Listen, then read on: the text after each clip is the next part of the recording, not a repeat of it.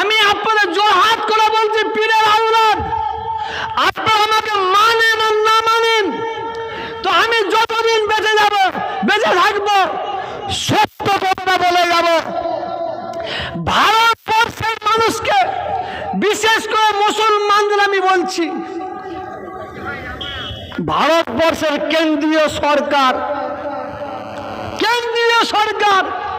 কিছু মুসলমানকে তারা সংগ্রহ করছে, তাদের ঘরে নির্দেশ দিচ্ছে, অর্থের বিনিময়ে তোমরা মুসলমানদের গ্রামে গ্রামে গিয়ে জনসভা করো।